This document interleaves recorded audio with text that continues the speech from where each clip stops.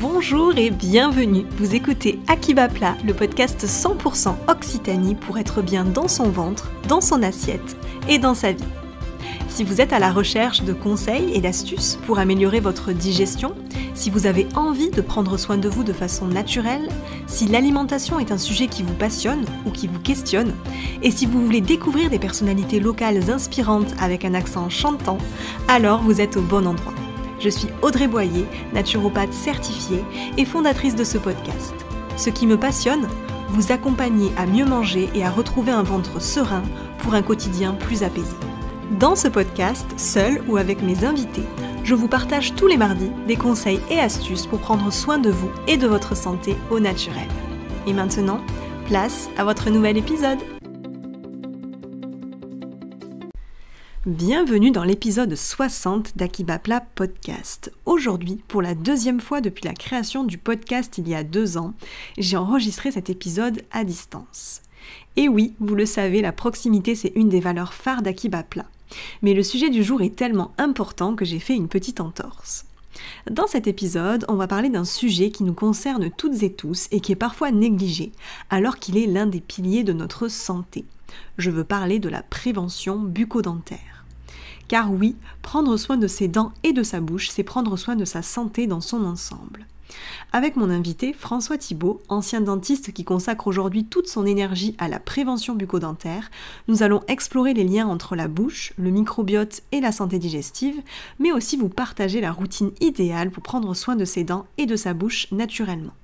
Combien de temps faut-il se brosser les dents? Quelle brosse à dents choisir? Faut-il préférer un dentifrice au fluor?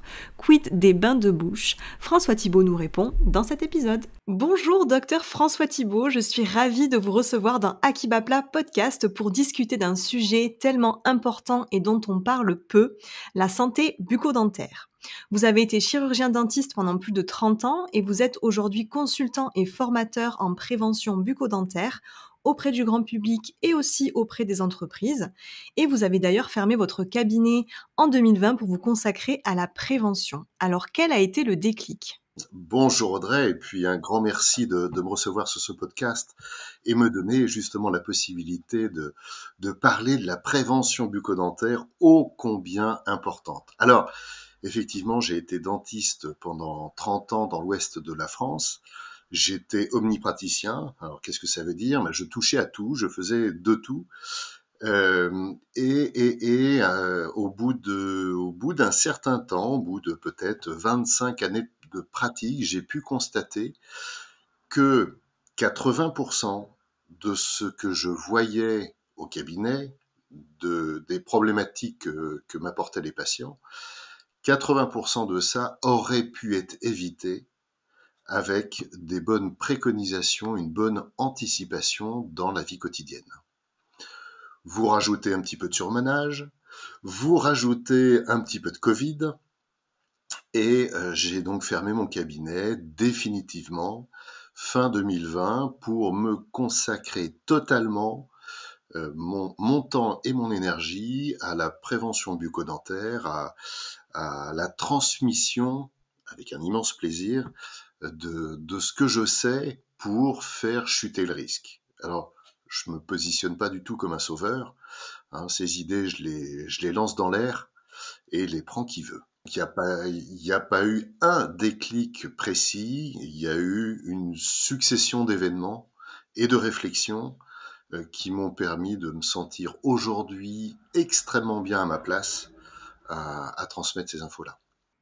Donc ça veut dire que finalement, en cabinet, cette place pour la prévention, elle pouvait pas être aussi grande, aussi importante que ce que vous souhaitiez? Oui, il faut distinguer 2 types de prévention. La prévention qu'on va réaliser en cabinet dentaire, c'est ce qu'on appelle de la prévention secondaire. On va voir son dentiste préféré, on montre ses dents, éventuellement il y a un petit départ de carie qu'on va traiter, ou on va mettre une petite résine de protection, faire un détartrage pour éviter les problèmes de gencives, faire des radios, voir s'il n'y a rien de caché. Tout ça, c'est de la prévention secondaire.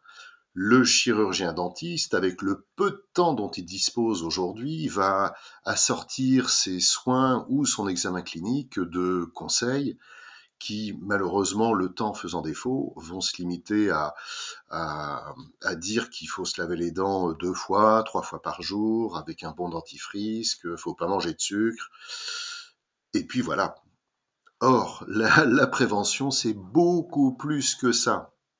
Ce que aujourd'hui, moi, j'explique, c'est la prévention dite primaire, et j'explique aux gens tout ce que je pense être important quand ils font leurs courses, hein, en grande surface, en poussant leur caddie et en choisissant ce qu'ils vont mettre dans le caddie, ce qu'ils vont préparer dans leur cuisine, ce qu'ils ont dans leur placard, comment ils vivent au bureau, la posture, le stress, la sédentarité, leur activité physique. Là aussi, la sédentarité, l'oxygénation, l'hygiène de vie, hein, c'est aussi le sommeil. Évidemment, je vais parler alimentation, je vais parler hydratation, avec quoi s'hydrate-t-on? Donc j'accompagne les gens à table, et puis je les accompagne aussi dans leur salle de bain quand ils vont procéder au nettoyage de la bouche et pas uniquement au brossage des dents, avec certaines préconisations, hein, mais peut-être on en reparlera un petit peu plus tard. Oui, donc finalement, vous êtes, un petit peu comme un naturopathe. En tout cas, la vision que moi j'ai et je prône de la naturopathie, c'est vraiment cette vision globale de la personne, en prenant en compte son hygiène de vie, son alimentation, le mouvement, la gestion du stress et cetera. Absolument, on n'a pas une vie à tiroir. Nous sommes, nous sommes des êtres vivants globaux. On a un corps qui est un super brave mec, mais vraiment un chic type qui fait tout ce qu'il peut pour ne pas être pris en défaut, qui fait je ne sais pas combien de milliers de réglages à la seconde pour faire en sorte qu'on soit le mieux possible, et des réglages de posture musculaire, des réglages de réflexion, des réglages hormonaux, etc., des réglages de tension artérielle, de débit sanguin, donc, et tant d'autres. Euh, et on ne peut pas se contenter d'une particularité du corps humain. Nous ne pouvons envisager ça que de façon globale. Alors, effectivement, les naturopathes ont cette façon de voir les choses, les ostéopathes aussi, l'immense majorité. Et on se doit de parler de tout. Alors, on parle de dentisterie holistique aussi, hein, le mot commence à être un petit peu connu. Holistique, c'est de la médecine globale. Et, une cheville qui pose un problème peut trouver son origine dans la bouche. La maladie d'Alzheimer porte en partie une des causes avec les problèmes parodontaux. Le diabète et les problèmes hépatiques, et voilà, j'en passe et des meilleurs. Il faut penser le corps humain dans sa globalité.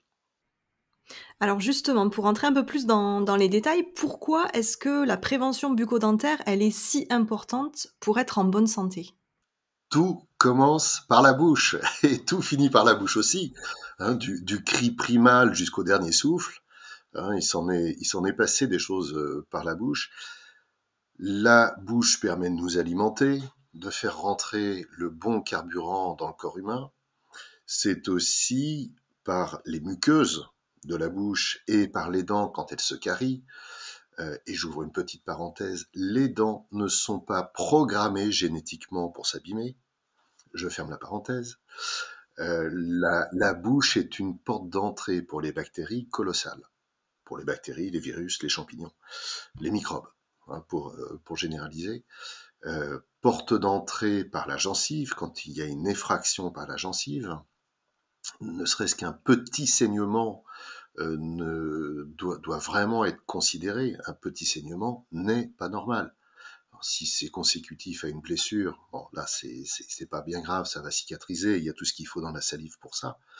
Mais un saignement qui dure, qui va aboutir à une parodontite. La parodontite, c'est quoi? C'est la destruction progressive, lente, sournoise, des différents tissus de soutien de la dent. C'est l'os, c'est la gencive.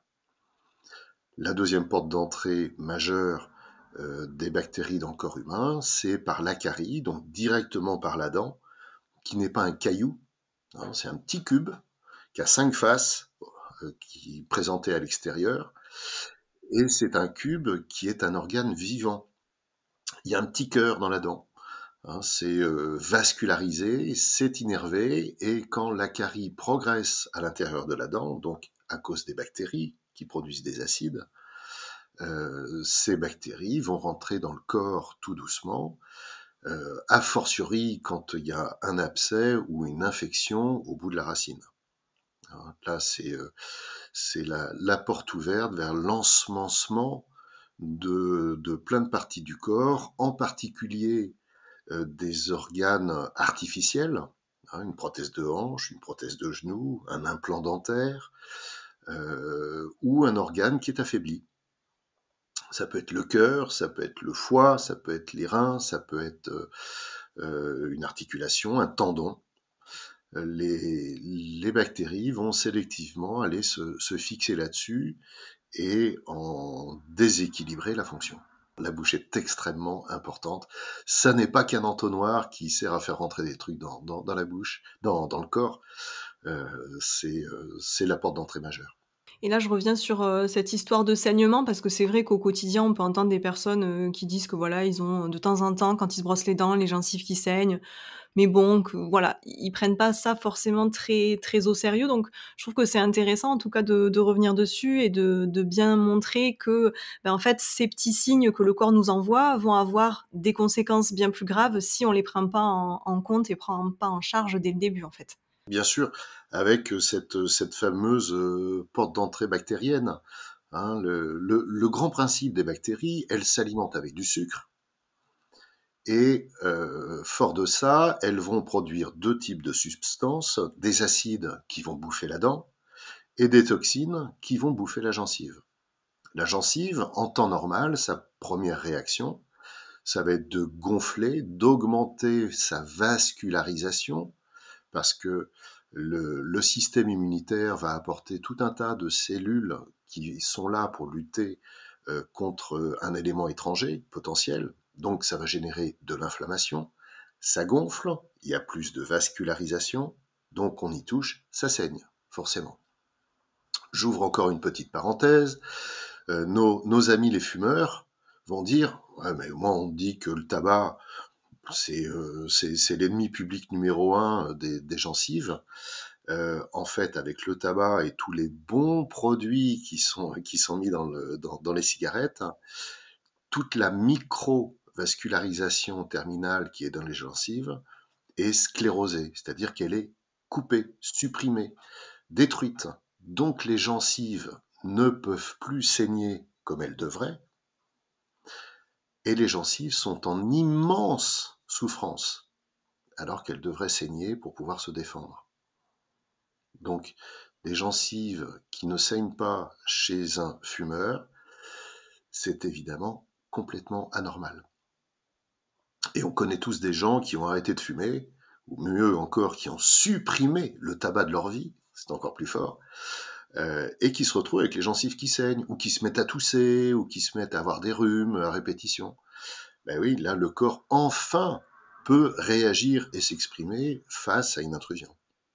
Et alors pour aller un petit peu plus loin justement dans ces liens entre la prévention bucco-dentaire et la santé, on va parler de bien-être digestif puisque dans ce podcast, il y a 2 fils conducteurs, l'alimentation et le bien-être digestif. Quels sont justement les liens entre la bouche et la digestion, que ce soit de la bouche, vers le ventre finalement et vice versa? Alors le ventre est considéré comme le deuxième cerveau, on en entend beaucoup parler. On parle aussi énormément aujourd'hui sur les réseaux sociaux de microbiote intestinal. Hein, on a plus de bactéries dans notre corps qu'on a de cellules. C'est assez fabuleux. Mais on a aussi une flore buccale, un microbiote dans la bouche. La digestion commence dans la bouche avec une bonne mastication, et c'est ça qui justifie la présence des dents, hein. Sinon on pourrait se contenter d'avoir que des dents de devant pour sourire, hein. Mais les aliments, il faut bien les broyer. Ça a deux intérêts, c'est que ça va être évidemment logiquement plus facile à avaler, Mais le deuxième effet qui se coule, oh, j'ai dit une marque. Le deuxième effet, c'est que on va ensaliver les aliments. Et dans la salive, il y a des petits sécateurs, on appelle ça des enzymes, qui commencent à prédigérer les aliments. Donc, rôle extrêmement important de la mastication, il faut prendre son temps pour mâcher, il faut broyer les aliments au moins 20 fois pour que ça soit efficace, il faut bien mâcher des deux côtés, sur les dents du fond, et à ce moment-là, le bol alimentaire est tout à fait prêt à être avalé et traité par l'estomac. L'estomac en digestion, c'est un organe qui demande énormément d'énergie, hein, d'où souvent le petit coup de barre post-prandial quand on a fait un bon repas, un bon gueuleton. Ah, et un petit coup de fatigue, bah oui, c'est l'estomac qui tire sur la machine et qui a besoin d'énergie. Donc, un bon usage de sa bouche en faisant évidemment rentrer les bons aliments, la bonne eau, va évidemment faciliter la digestion. Si on ne mâche pas assez, c'est l'estomac et l'intestin qui vont faire le boulot, donc ils vont devoir travailler 2 fois plus. Tous les bons aliments ne seront pas forcément intégrés à l'intérieur du corps, donc le bénéfice est pas complètement là. Inversement, un bon état de tout l'appareil digestif, c'est-à-dire l'estomac, les intestins, mais c'est aussi le foie, c'est aussi le pancréas, tout ça doivent être en pleine forme avec une bonne hygiène de vie, une bonne alimentation, mettre le bon carburant dans le corps de façon à ce que tous les organes fonctionnent bien. Et si l'organisme est bien alimenté, bien vascularisé, et évidemment, tout le reste fonctionne bien. Donc c'est bilatéral. Et est-ce que finalement, on peut faire un lien entre le microbiote qu'on va avoir au niveau de la bouche, le microbiote buccal, et le microbiote intestinal? Oui, au tout départ. Je m'explique.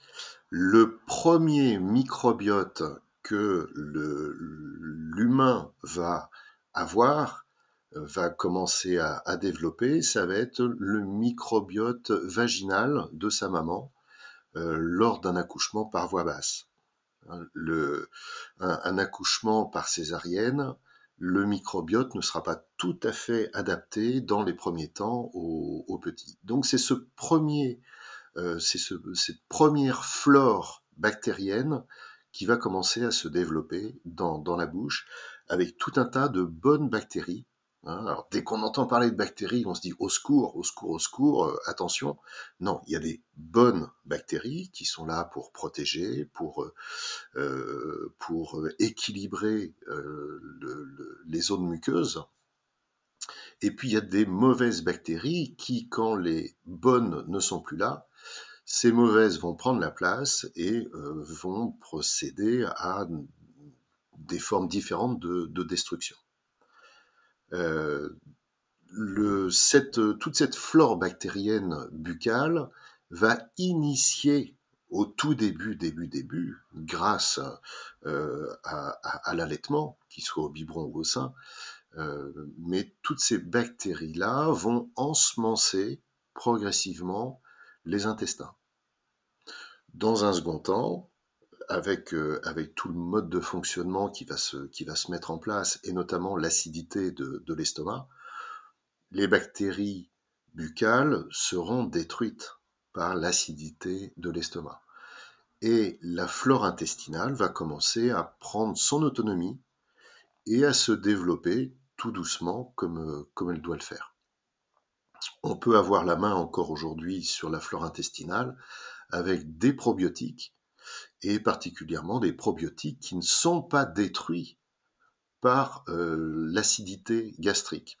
Hein, on va parler de probiotiques gastro-résistants. Hein, les naturaux connaissent ça très bien, les pharmaciens connaissent ça très bien aussi. Alors pour rentrer maintenant dans une partie un peu plus, pratique, quels conseils vous pourriez nous donner pour, prendre soin de sa bouche, au quotidien? Par exemple, est-ce qu'il faut se brosser les dents, juste après le repas ou attendre un petit peu? Est-ce qu'il faut utiliser du fil dentaire, faire des bains de bouche ou encore quelle brosse à dents choisir? Voilà, est-ce que vous pourriez nous donner des conseils vraiment pratiques à mettre en place, au quotidien? D'accord, alors tout à fait, et comme on a 4 heures devant nous, je vais vous dire tout ce que je sais. Non, non, non, je vais essayer d'être concis. La routine que je préconise, si tant est qu'on ait la dextérité pour le faire, qu'on ait un accès à l'hygiène correcte pour le faire aussi. Moi, j'aime bien commencer alors, 2 brossages par jour, ça suffit largement. Une fois qu'on s'est brossé, le microbiote buccal met 10 heures à se reconstituer. Donc, le brossage du midi est plutôt un brossage de confort qu'un brossage de nécessité. La routine proprement dite. Moi, j'aime toujours bien commencer par un rinçage à l'eau. Faire un bain de bouche avec l'eau, même au réveil le matin. Commencer par se rincer la bouche pour remettre l'hydratation en route, pour permettre d'éliminer les plus gros morceaux, si j'ose dire. Deuxième temps, je vous parlais de cubes tout à l'heure pour les dents, il y a 5 faces. La face du dessus qui sert à mâcher, la face côté joue, la face côté langue, mais il y a aussi 2 faces qui sont un peu moins faciles à brosser, où là, la brosse à dents ne passera pas, c'est avec l'avant et l'arrière. Entre les dents, les espaces interdentaires. Eh bien, je commence par eux, avec soit le passage de brossette interdentaire, au bon diamètre, hein, et une bonne brossette doit frotter, ne pas forcer, ne pas flotter. C'est la règle des 3 F. Hein. Donc, frotter, ni flotter, ni forcer.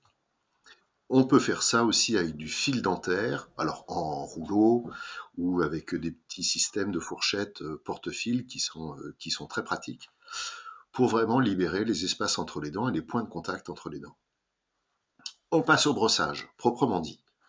Je conseille toujours chez les adultes une brosse à dents enfant, partant du principe que si l'outil est petit, l'efficacité du brossage sera beaucoup plus précise, beaucoup plus rigoureuse. Hein, donc une brosse à dents enfant, des modèles juniors, hein, pour les 7-12 ans, ça fonctionne très bien. On peut évidemment aussi utiliser une brosse à dents électrique avec une préférence pour les brosses à dents soniques qui vibrent plutôt qu'elles ne tournent. Toutes les brosses à dents électriques ont maintenant des sensors qui permettent de gérer la pression qu'on met, donc normalement on ne se fait plus mal. On peut tout à fait alterner brossage manuel et brosse à dents électrique sonique. Comme les espaces entre les dents auront été libérés, les poils de la brosse à dents vont évidemment pouvoir brosser les 3 faces les plus accessibles, mais aussi s'engager un petit peu dans les espaces interdentaires. Il y a une mode aujourd'hui qui consiste à dire qu'il ne faut surtout pas se rincer la bouche après le brossage. Au secours! C'est n'importe quoi. On s'est brossé les dents pour quoi faire? Pour décrocher toute la saleté. Eh ben, faut la cracher. Et tous les produits chimiques qui sont dans les dentifrices, ça n'a rien à faire dans le corps. Donc évidemment, il faut se rincer complètement. Il y a une mode aussi qui consiste à dire qu'il faut faire un bain de bouche après chaque brossage. De la même façon, au secours. Les bains de bouche, qui soient de pharmacie avec des antibactériens très forts, ou de grande surface avec des antiseptiques, donc un petit peu plus doux, restent des produits chimiques qui vont complètement déstabiliser la fameuse flore buccale qu'il faut savoir bichonner. Donc, un bain de bouche, ça se fait sur prescription, 6, 7, 8 jours, mais pas plus. Après, on peut utiliser des alternatives naturelles en mettant simplement de l'eau et puis un petit peu de gros sel, hein, du gros sel bien gris. et du gros sel de Guérande, hein, je prêche pour ma paroisse. On peut rajouter un petit peu d'eau oxygénée, on peut rajouter un petit peu une ou deux gouttes d'huile essentielle de menthe poivrée ou de giroflier. Là, on sera sur des produits naturels. L'idée étant toujours de faire ça par cure et pas au long cours. Si on constate un problème d'haleine ou si on se voit reprocher une haleine un petit peu chargée, faut pas essayer de gérer les conséquences avec des petites pastilles à la menthe ou des bains de bouche 10 fois par jour. Il faut essayer de comprendre pourquoi on a mauvaise haleine. Dans 90% des cas, c'est un problème bucco-dentaire. On termine le brossage aussi par un brossage de la langue. Alors, il existe des gratte-langues en métal.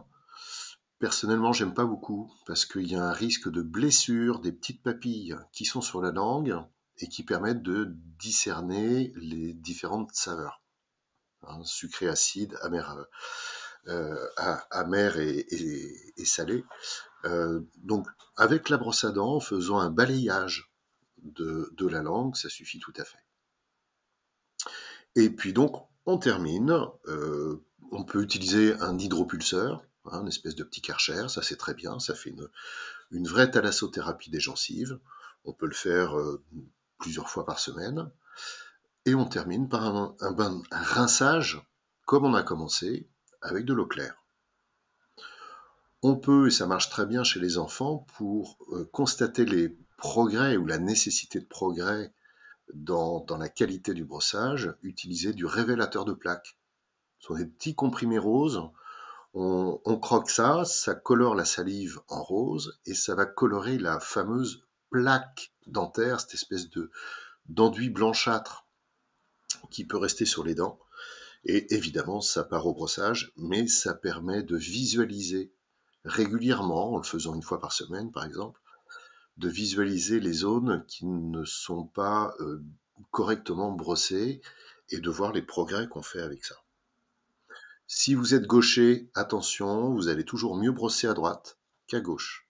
Si vous êtes droitier, vous allez toujours mieux brosser à gauche qu'à droite. Donc pensez à ça aussi.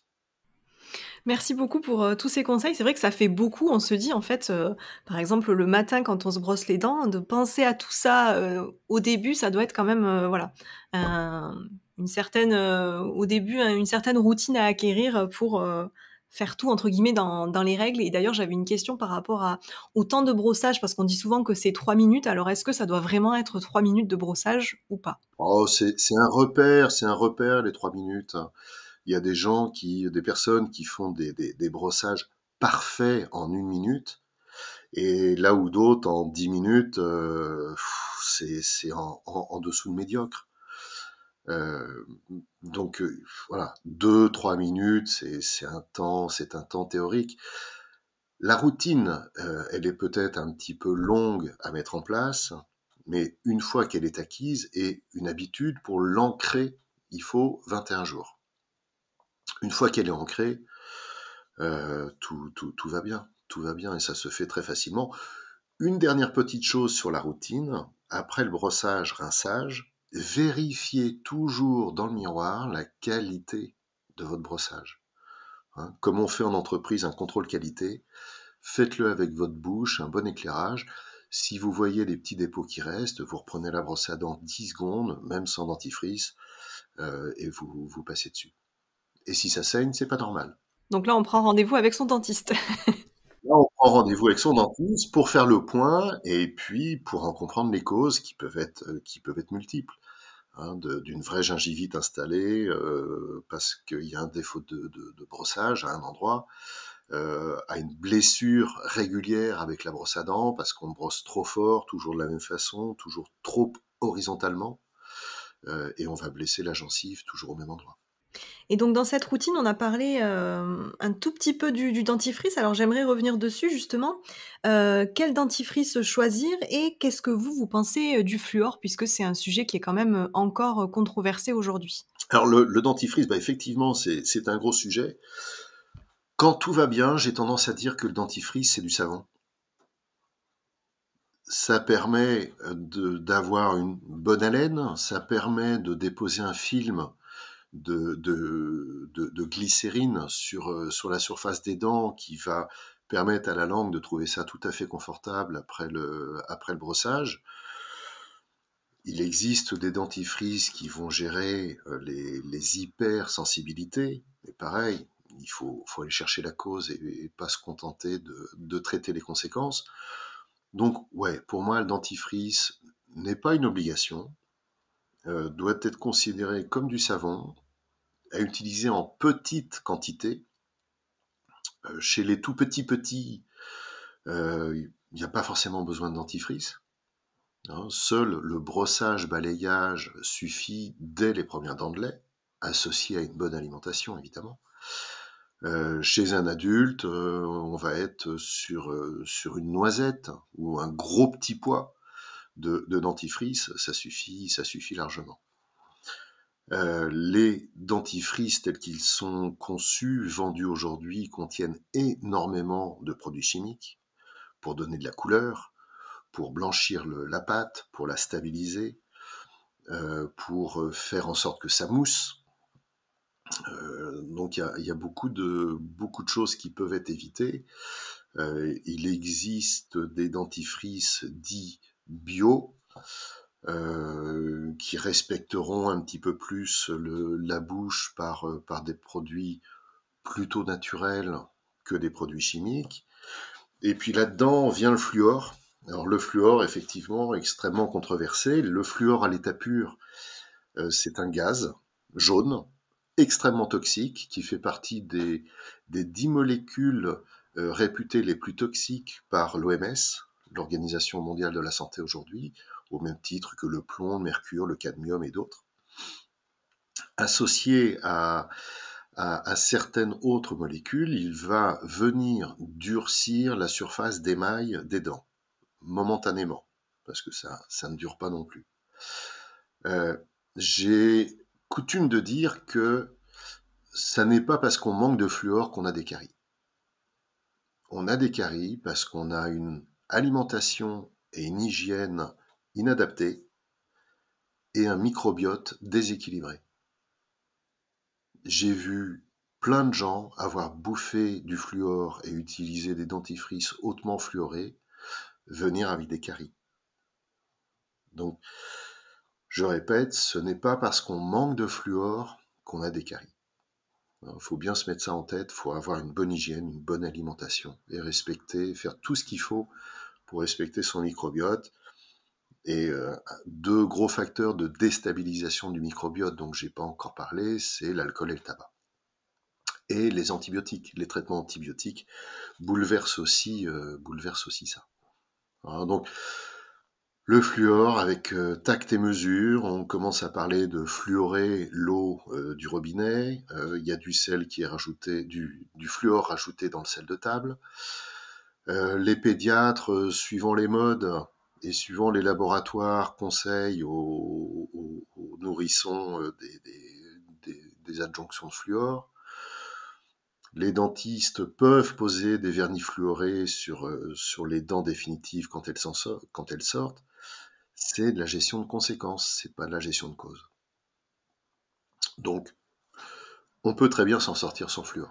Merci pour ces précisions parce que c'est vrai que c'est jamais simple, d'y voir clair sur cette question du fluor donc voilà, c'est toujours bien d'avoir un avis, d'un spécialiste en tout cas sur ce sujet-là. Le fluor, ça n'est pas un vaccin contre les caries. Du tout. Hein, et même un excès de fluor peut générer une fluorose et faire des taches blanches jusqu'à marron foncé sur les dents quand il y a trop de fluor. Donc attention, ça n'est pas un vaccin. C'est ça et comme vous le disiez, c'est vraiment toute, l'hygiène de vie en fait qui va compter et qui va faire qu'on va avoir finalement une bonne, hygiène, bucco-dentaire, en tout cas une bonne santé au niveau de la bouche et des dents. Et qui conditionne tout le reste du corps. Hein. Je rêverais un jour d'avoir le culot, je le ferai pas, mais je rêverais un jour d'avoir le culot d'aller quelques heures dans une station-service avec un jerrycan de Coca-Cola, un jerrycan de Nutella, un jerrycan de je sais pas quel autre produit, et de proposer aux personnes qui viennent faire le plein de leur voiture et leur proposer à titre gratuit, vraiment gratuit, qu'elles ne fassent pas le plein, et moi je le complète avec ce que j'ai dans mes bidons, très, très gratuitement. Logiquement, je devrais me faire injurier dès les premières secondes. Pourtant, c'est ce qu'on fait avec nos corps. C'est ça. Mais c'est vrai que l'expérience pourrait être intéressante à mener, en tout cas. Alors, on arrive à la fin de cet épisode. Est-ce que vous pourriez nous dire où est-ce qu'on peut vous retrouver, suivre vos actualités? Parce que je sais que vous faites aussi des conférences en entreprise, ou dans d'autres endroits. Donc, est-ce que vous pouvez nous dire un petit peu où, suivre vos actus? Alors, mes actus principales sont sur les réseaux sociaux, donc LinkedIn et Instagram. On me retrouve @doc.françois.thibault. J'ai un site internet aussi qui s'appelle Preventissimo. Et puis globalement, j'écris des articles dans la presse, dans des blogs, newsletters d'entreprises de l'univers dentaire. Je fais de la formation pour du personnel soignant, des infirmiers, des pharmaciens, des futurs assistants dentaires. Je fais des conférences en entreprise, je fais des conférences pour des assos, je fais du dépistage aussi avec une association d'origine nazérienne qui s'appelle Le Marsouin, où l'on va à la rencontre dans les petits villages avec un bus de consultation. On va à la rencontre des personnes qui n'ont pas les moyens de bouger pour faire de l'audit, du dépistage, pas de soins, mais du dépistage. Je vais dans les salons, je vais être dans les écoles là bientôt au mois d'avril. Je serai au festival Bon, B-O-N, à Albi fin juin.